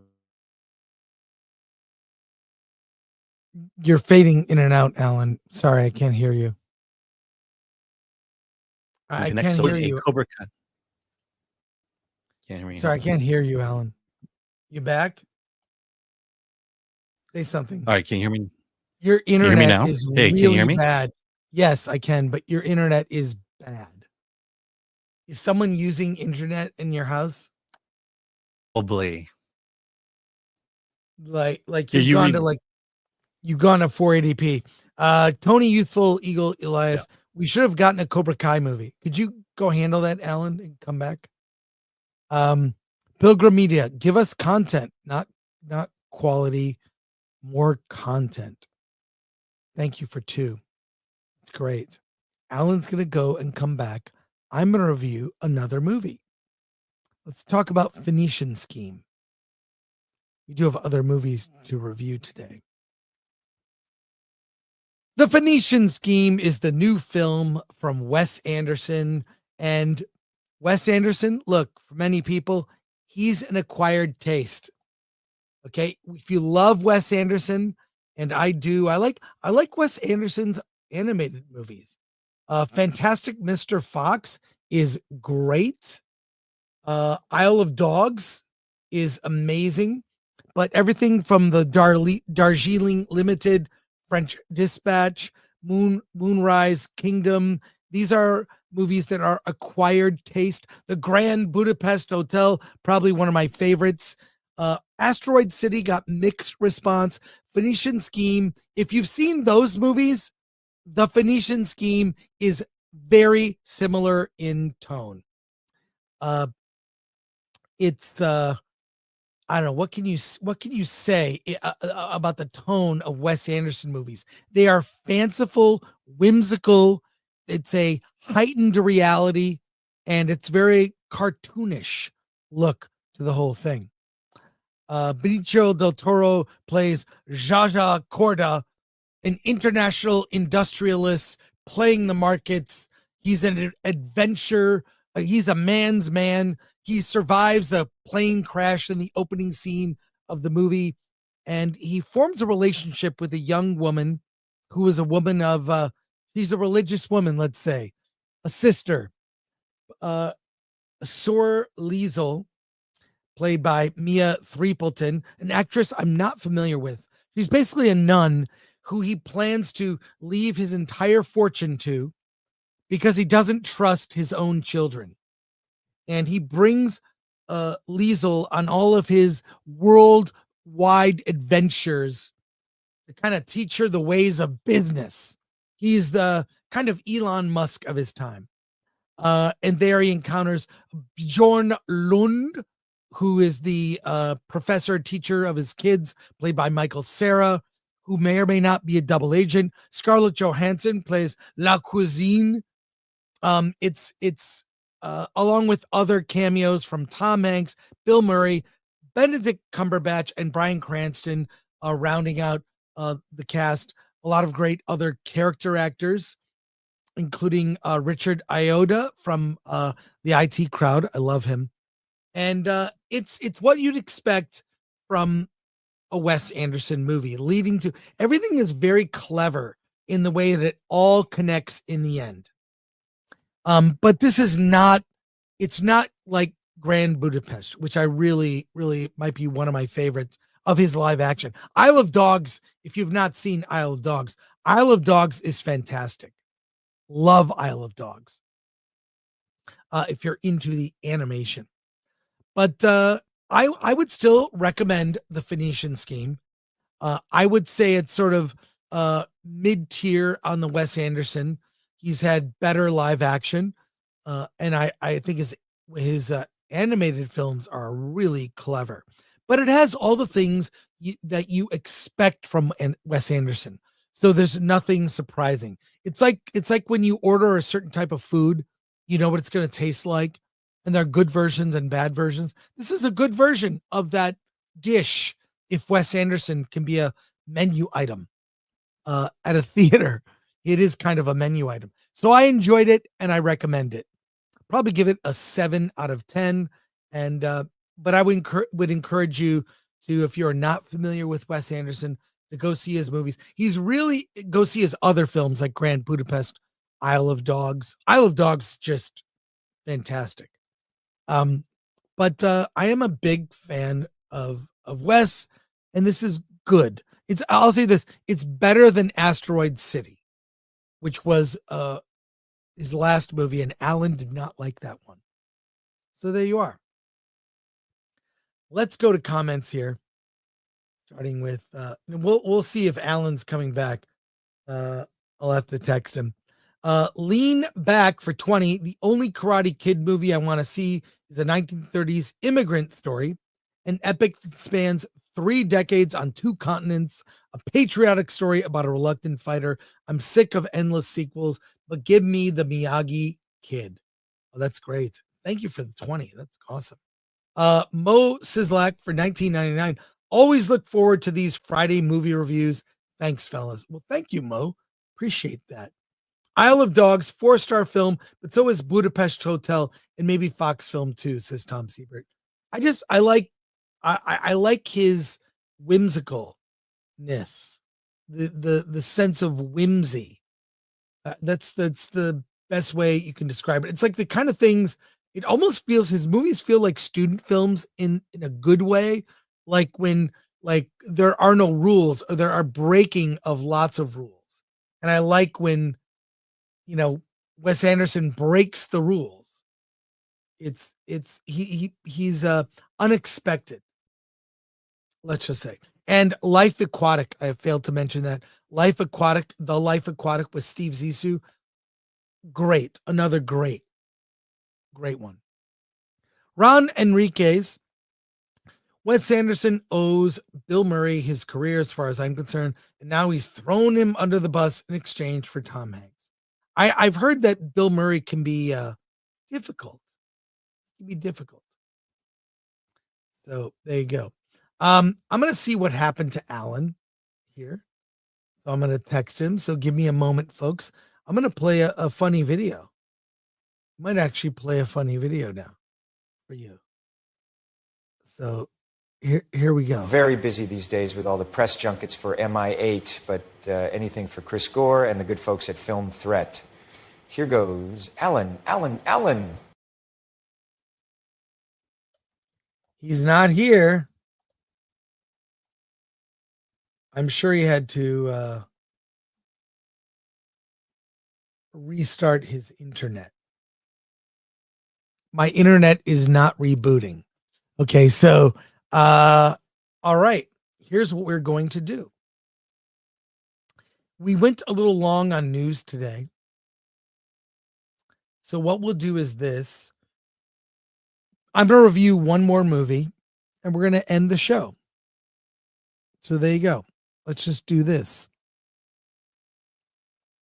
See if Alan comes back.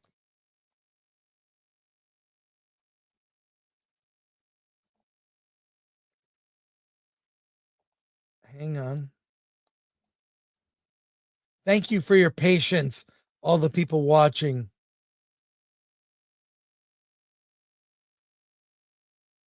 Then we'll save the other reviews for next week.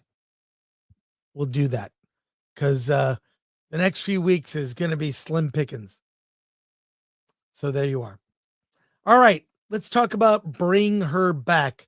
This is the new film from the directing team, the brothers Danny and Michael Philippou, Australian filmmakers who made the movie Talk to Me.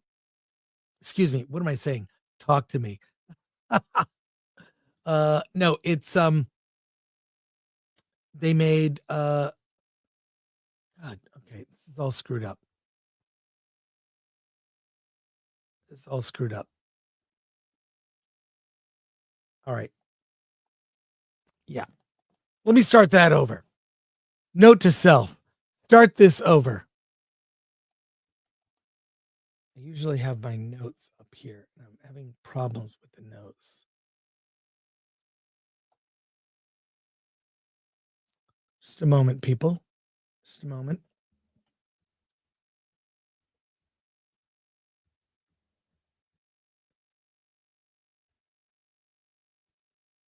Yeah. All right. Start this over, folks.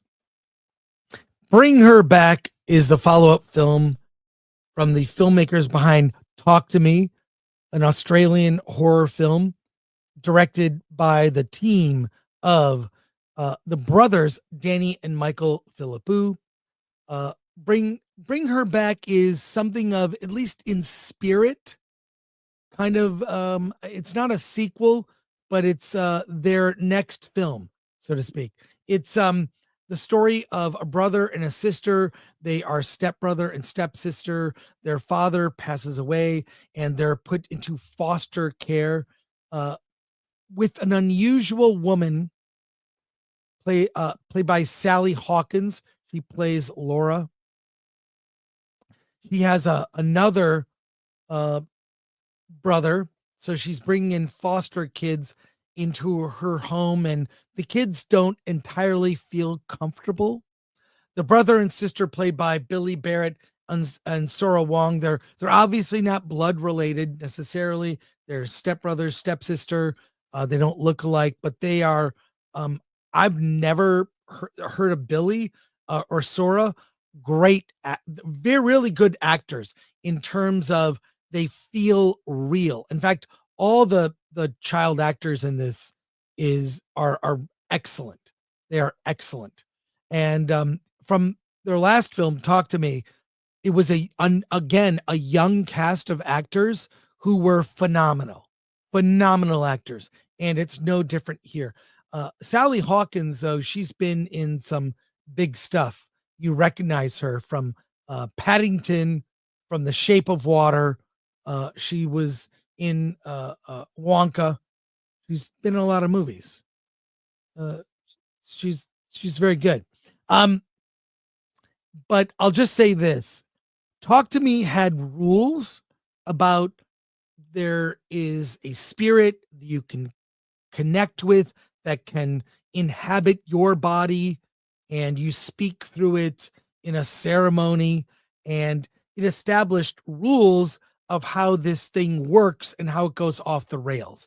In this film, one of the foster kids is maybe a zombie into self-mutilation.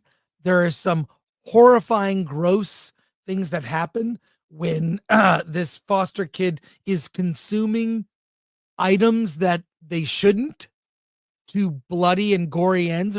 I got to say, the blood and gore was really hard to watch, and it didn't really establish what the rules of this are, of what they're trying to say. There was it's just this descent into horror from this one foster kid that leads to potential ruin for everyone else. Not a spiritual world with rules we can understand or that are explained to us. And then it turns into a story of let's save the foster kids from the authorities. This is not nearly as good as Talk to Me, where I feel there were established rules, more characters we care about. This also feels very claustrophobic. It takes place pretty much in the house of the foster mother. And I was disappointed in this film, including the fact that the gore was just, a lot of the movie went unexplained.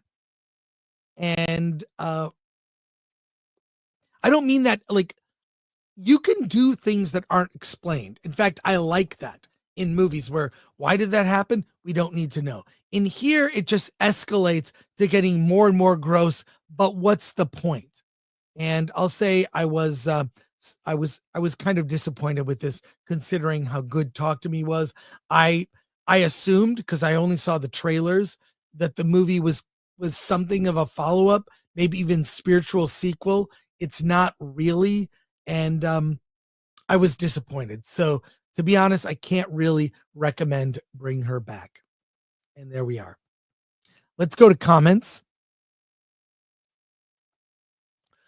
Love Talk to Me. So hopeful for this one. Sorry to disappoint, ML. Member for 16 month. Thanks you for that. There's only one Superman, says Trucker Mark. Appreciate it. Thank you for being a member. Excuse me.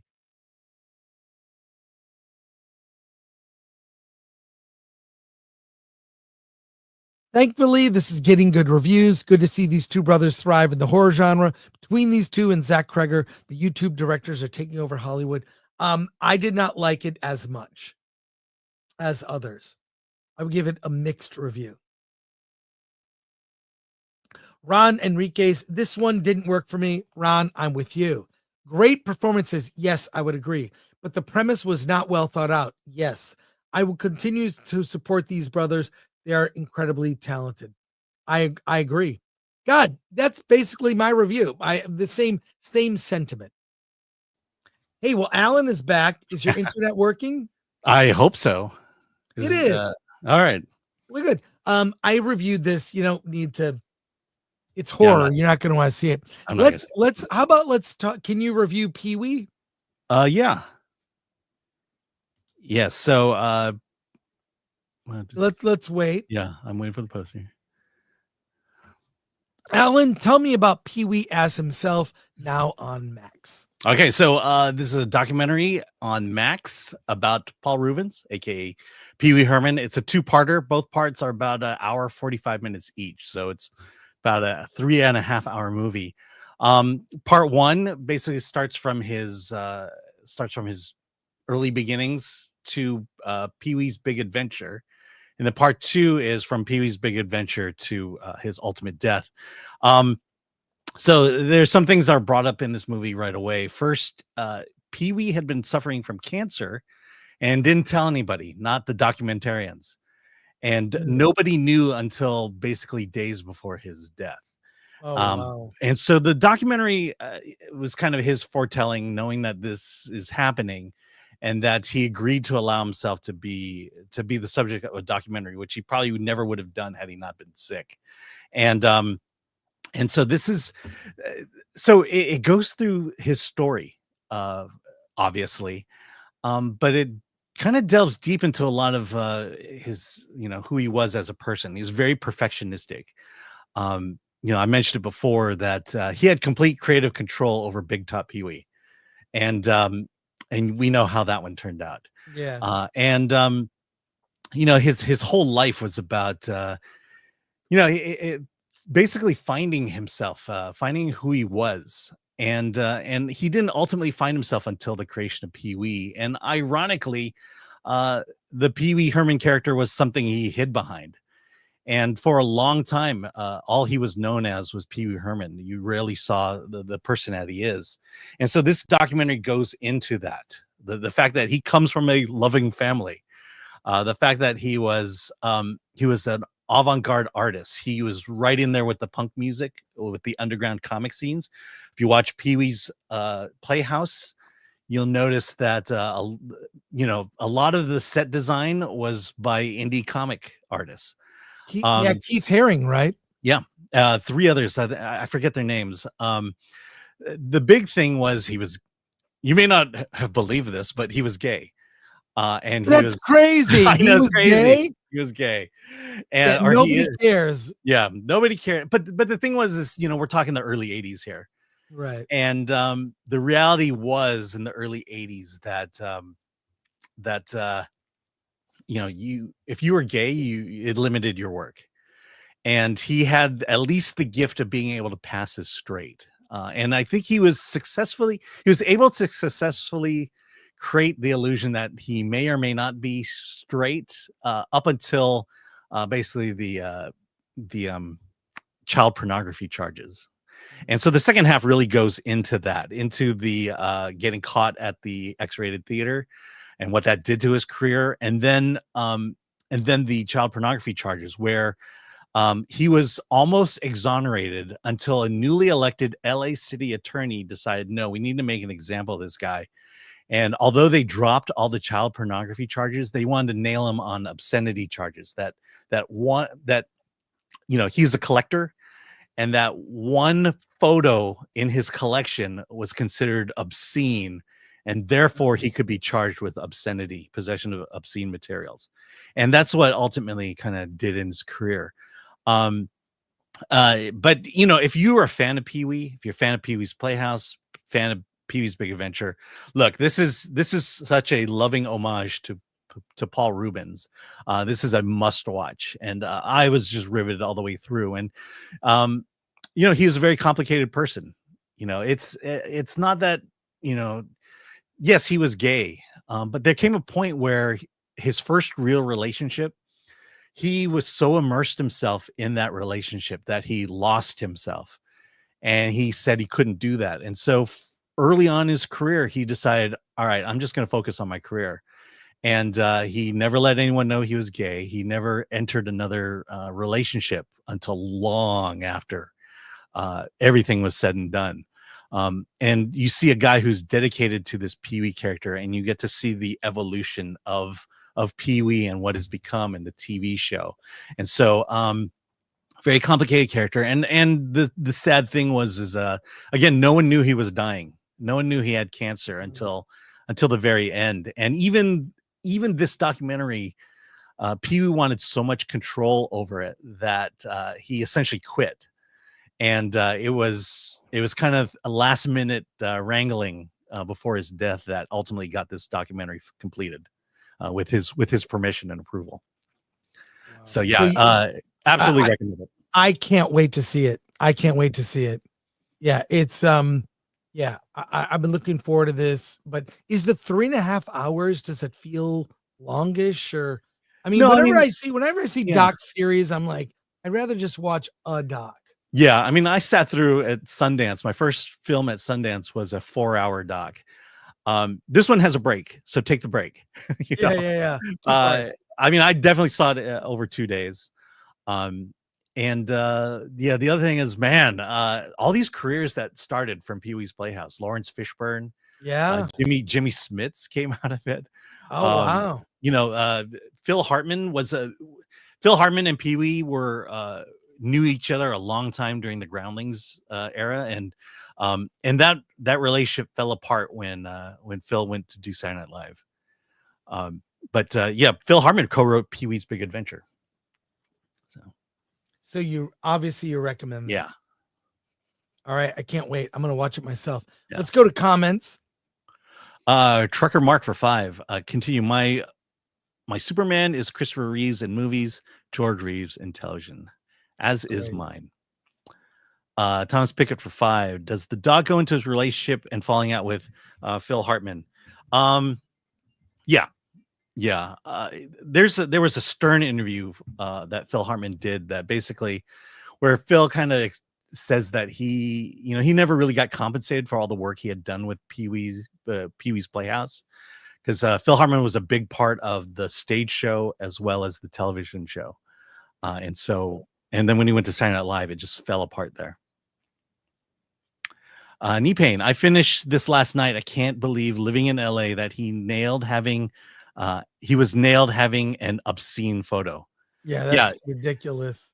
Look, I mean, he had massive amounts of basically male erotica, and they could find one photo in that entire collection, a massive collection that they could charge him with obscenity with, and they did. Tony, Youthful Eagle, Elias, R.I.P. Paul Rubens. Yes. Yeah. Well, I plan to see it. Thank you for the recommend, Alan. Have you seen other movies at all? Yeah, I saw. There's a documentary on the Postal video game, and then there's Tornado. Let's do both of those. Let's do Tornado first. We'll rapid fire these. Okay. Yeah, Tornado. All right, Alan. I like the poster. I don't know what it's about. Tell me about Tornado. All right, so Tornado takes place on the British Isles just shortly after the devastating defeat of the British against the Americans. There is a circus running through a small town, and part of that circus is a samurai puppet show. Samurai puppet show is run by Fujin, who is an actual samurai, played by Takehiro Hira, and then his daughter Tornado is a part of that. While doing a show, a bunch of men known as sugarmen stop by to watch. One of them has 2 bags of gold. A kid working with Tornado here steals the 2 bags of gold and runs off. And after the performance, the sugarmen realize it's gone and then go all out to find it. So what winds up happening is they realize that it was a kid who took it, and that they ultimately make the connection that Tornado was involved in it as well. The Sugarman is led by Tim Roth as Sugar Man. He is Tim Roth. He's a small guy, yet he is menacing, and he is certainly menacing in this movie. He runs a ragtag bunch of outlaws who just kind of go from town to town causing trouble. And then when his gold is stolen, all hell breaks loose. They wind up murdering Fujin. They go out on a chase after Tornado, who runs into a mansion, and they tear that mansion apart. Then she runs off to the circus, where she thinks she finds safety, but instead the Sugarmen go and destroy that. And with all the death and destruction going on, and all the mistakes she realizes she made with the gold, she summons her samurai heritage and dispatches with the men. Or does she? And so it's a very I like this movie. It's a martial arts action movie. Lots of swords, lots of arrows, few guns. it's a very independent film. It takes place in a circus camp, in a forest, and in a mansion. So the set values are very small, but it's a very independent film. Lots of blood, lots of gore, and the story is basically this girl becoming a samurai on her own, while set in kind of this Western backdrop, and it also has this flavor of Treasure of Sierra Madre, where there's this gold, this MacGuffin that just turns people crazy out of the greed, and so there's a lot of elements working in this, and so it's in theaters now, and I would recommend Tornado. Is it R-rated? Yes, it is. It's very gory. Oh, that's good to hear. Yeah, especially in the back half of it. It's when she ultimately becomes takes on her father's legacy as a samurai that things get really violent. Hey, you saw a documentary. Mm-hmm. You went through all your movies already? Yeah, I'm done. Okay. Okay. Yeah. Just wait. Yep. There we go. Yeah, you saw a documentary called Going Postal, The Legacy Foretold. What is this? All right. Are you familiar with the game Postal, the video game Postal? I am familiar with it. Well, this is the story of Postal, starting with obviously Postal #1. It looks at the life of Vince Desiderio, also known as Vince Desi. He was a corporate headhunter at the time in the early 80s for basically management information systems industry. He was a headhunter for them. And one day Atari came to New York and they hired Vince to staff Atari. And having learned what Atari was and the potential that video games had in the early 80s, he decided that he was going to create a video game company called Running with Scissors. And from there, Running with Scissors did a lot of IPs. They did the Sesame Street video game. They did Spy versus Spy. They also did the very first WWF video game.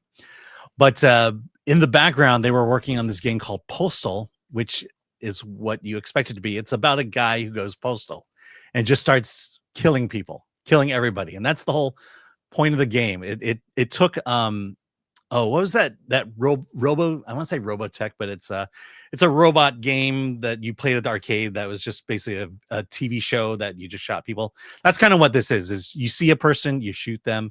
It's probably the early version of Grand Theft Auto at the time. Postal hits it big, then Postal 2 comes along, that hits it big. And when Postal 2 really hit it big, that's when Congress started getting involved. And that's when mass shootings started becoming a thing on television. And it's so Congress and everyone, the only bipartisan issue that Congress ever got together on was the violence of video games influencing people to go out and do mass murders. And so this documentary just kind of outlines and shows the life of the Postal games with Running with Scissors and the controversy that it had along the way. Obviously the first one was the mass shootings. The second one was when they were working on Postal 3. That's when the housing market crash occurred. And that's why that game sucks so much. And then it gets into the movie with Uwe Boll directing it and how. Right. I was going to say see, I'm more familiar with the movie. Yeah. And they go on. It's funny because when you watch that section of the documentary, they talk about how the Postal has social commentary, yet they felt Uwe's version of it was just about violence. And that it didn't capture the societal messages that it wanted to bring out, which I kind of find funny and ironic. This is it's a 2-hour-long documentary. It should be 90 minutes. Aside from that, for me, it was riveting. Having grown up in that era of video games, especially as a young adult, it's like, I remember this. I remember that. I remember that. I've never played Postal, but I believe Postal 4 is either out or coming out, and I'm kind of like, I'm interested in it now. All right, so you recommend it? Absolutely. Let's go to comments. Thomas Picker 2, will there be a crossover with Twisters? Lord Thought. Yeah, Tornado and Twisters. Thank you. Lord Thoth, Chris is a fast reviewer. Alan, not so much. No, well, Alan you were gone a long time. Yeah. You were trying gone to a get long my time. internet working again. Well, did you have to reboot? Yeah. Had to do it twice. Wow. That's happened to me. Yeah. Happened to me. But hey, we got through it. We did a ton of news stories today. So that's awesome. So thank you to our mods, Lord Thoth, MK Solid, Atomic Lori, Glenn Uccio might be watching in the background. Who knows? We will be back. We'll be back Monday with Versus. We'll be back on Wednesday with Hollywood on the Rocks, and Friday with loads of reviews of movies that you may or may not care about, but you'll learn about. Yeah, we hate everything. Yeah. Ballerina comes out. I should have just done your reviews with that video. Alan, tell me about the next movie. Yeah, we hate everything. We hate it. Run it into the ground. Hey, I will be at Monsterpalooza this weekend, all weekend at the Pasadena Convention Center. I believe tickets are still available. If you've never been, it is an awesome con. It's not corporate. It's like fan run. And if you're a fan of horror, it's everything. There's a museum, there are panels, and I can't wait to go. I'm going. It opens at 6 tonight. It's 6 until 11. And then normal hours over the weekend. And there is a party on Saturday night. Everyone is invited to go to the Cash Bar, but my recommendation is BYOB. And that's what I'll be up to this weekend. And if you are a member or just became a member, the members only videos today, I will be posting panels from the FYC Sony event with William Zabka, Anthony Starr, and showrunners from shows like The Boys and Cobra Kai. It was one of the best panels I've ever been to. They were all joking and really inappropriate jokes. I mean, I think some video from this could get out, and it'll be so if you're not a member, join. We literally set our members to become a member of the channel. What is the lowest price YouTube will let us charge? Which is $2 a month. You know, so did you ask them if Homelander was Trump? I did talk to Eric Kripke. Yeah. You do. And he's like, no, look, the last few seasons have, I love the characters. I think it's gone a little off the rails. This is the last season. The story ends. Yeah. And if you've seen the billboards, it's like him in front of the White House, Homelander. Yeah. It's going to bring it home. Yeah. So and he gets his ear shot off, right? That's going to happen. Yeah. Yeah. Rudy for 2 going to the Dogma event in Burbank AMC. I'm hyped. Yeah. Oh, that's great. I didn't know. Is it this it's weekend? Next week. It's I believe it's next weekend. Next weekend. Rudy, tell us. You don't need to super chat, but let us know.